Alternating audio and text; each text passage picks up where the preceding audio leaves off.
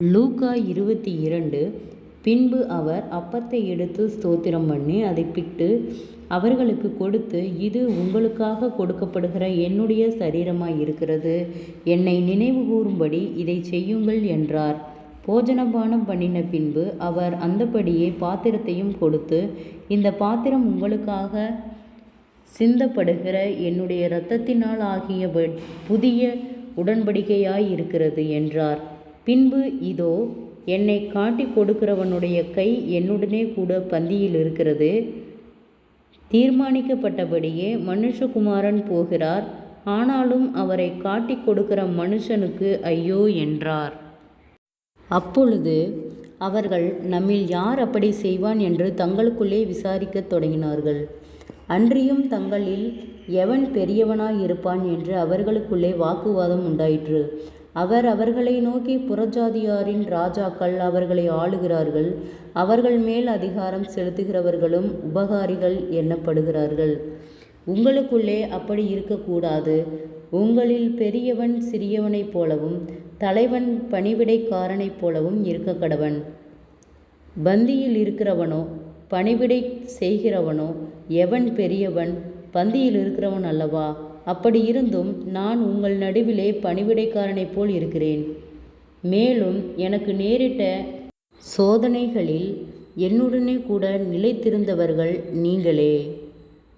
ஆகையால் என் பிதா எனக்கு ஒரு ராஜ்யத்தை ஏற்படுத்தினது போல நானும் உங்களுக்கு ஏற்படுத்துகிறேன். நீங்கள் என் ராஜ்யத்திலே என் பந்தியில் போஜனம் பானம் பண்ணி இஸ்ரவேலில் 12 கோத்திரங்களையும் நியாயம் தீர்க்கிறவர்களாய் சிங்காசனங்களின் மேல் உட்காருவீர்கள் என்றார். பின்னும் கர்த்தர், சீமோனே சீமோனே, இதோ கோதுமை கலகினால் புடைக்கப்படுகிறது போல சாத்தான் உங்களை புடைக்கிறதற்கு உத்தரவு கேட்டுக்கொண்டான். நானோ உன் விசுவாசம் ஒளிந்து போகாதபடிக்கு உனக்காக வேண்டிக் கொண்டேன். நீ குணப்பட்ட பின்பு உன் சகோதரரை ஸ்திரப்படுத்து என்றார். அதற்கு அவன், ஆண்டவரே, காவலிலும் சாவிலும் உம்மை பின்பற்றி வர ஆயத்தமாயிருக்கிறேன் என்றான். அவர் அவனை நோக்கி, பேதுருவே, இன்றைக்கு சேவல் கூவுகிறதற்கு முன்னே நீ என்னை அறிந்திருக்கிறதை 3 தரம் மறுதலிப்பாய் என்று உனக்குச் சொல்லுகிறேன் என்றார். பின்னும் அவர் அவர்களை நோக்கி, நான் உங்களை பணப்பையும் சாமான் பையையும் பாதரட்சிகளையும் இல்லாமல் அனுப்பினது போது ஏதாகிலும் உங்களுக்கு குறைவாயிருந்ததா என்றார். அவர்கள், ஒன்றும் இருந்ததில்லை என்றார்கள். அதற்கு அவர், இப்பொழுதே பணப்பையும் சாமான் பையையும் உடையவன் அவைகளை எடுத்துக்கொள்ள கடவன். பட்டயம் இல்லாதவன் தன் வஸ்திரத்தை விற்று ஒன்றை கொள்ளக்கடவன்.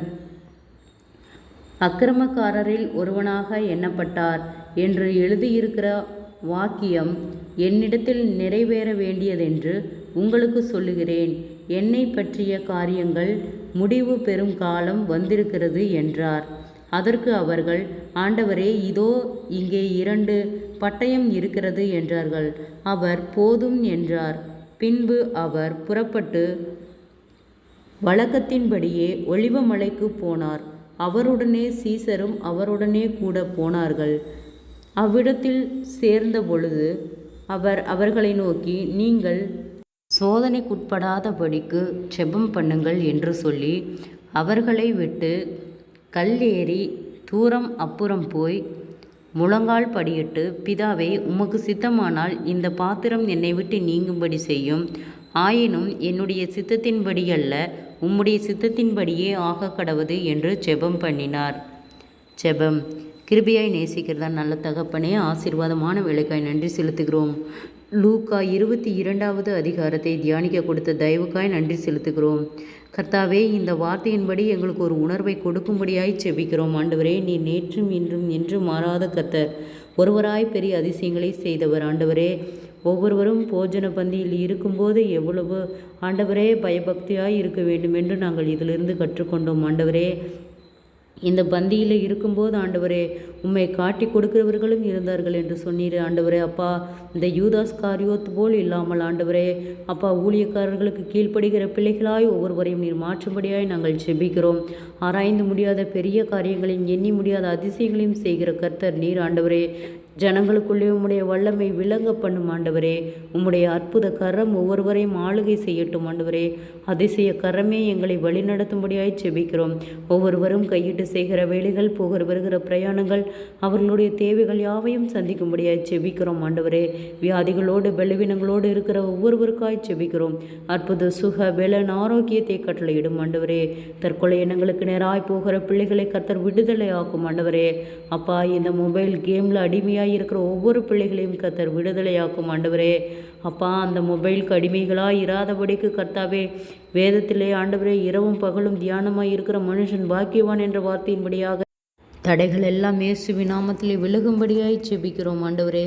எங்களுக்குள் காணப்படுகிற பலவீனம் எல்லாம் இயேசுவின் நாமத்திலே பலப்படும்படியாய் ஜெபிக்கிறோம் ஆண்டவரே. மன அழுத்தங்கள், பாரங்கள், கவலைகள், நிந்தைகள், அவமானங்கள், பொல்லாத ஆவியின் கிரியைகள் ஆண்டவரே, முன்னோருடைய சாபக்கட்டுகள் ஆண்டவரே, அநேக போராட்டங்கள், பாடுகள் எல்லாவற்றுக்கும் நீர் எங்களை விலக்கி பாதுகாக்கும்படியாய் ஜெபிக்கிறோம் ஆண்டவரே. குறைவுகள் எல்லாம் கிறிஸ்து இயேசுவுக்குள் மகிமையில் நிறைவாக்கப்படும்படியாய் ஜெபிக்கிறோம். ஆராய்ந்து முடியாத பெரிய காரியங்களையும் எண்ணி முடியாத அதிசயங்களையும் செய்கிறவர் எங்களை ஆச்சரியமாய் அதிசயமாய் வழிநடத்தும். இம்மட்டும் உதவின எபினேசரே, இனிமேலும் நீர் எங்களுக்கு உதவ போதுமானவராய் இருக்கிறீர் ஆண்டவர். நாம மகிமைப்படும்படியாக எங்களை பலப்படுத்தும்படியாய் ஜெபிக்கிறோம் ஆண்டவரே. சோர்ந்து போன ஒவ்வொரு உள்ளங்களையும் கர்த்தர் பலப்படுத்துவீராக. உற்சாகத்தின் ஆவியினால் நிரப்பும் ஆண்டவரே. தடைகள் யாவும் விலகட்டும் இயேசுவின் நாமத்தினாலே. கையிட்டு செய்கிற எல்லா வேளையிலும் ஒரு ஆசீர்வாதத்தை கட்டளையிடும். எல்லா பிரயாணங்களிலும் தேவனுடைய கரம் கூட இருக்கட்டும். எல்லா ஆபத்துகளுக்கும் விபத்துகளுக்கும் விலக்கி பாதுகாத்து கொள்ளும். அற்புதங்களை காணும்படி செய்யும். அதிசயமாய் வழி நடத்தும். இயேசுவின் மூலம் செபங்கேளும் பிதாவே, ஆமேன்.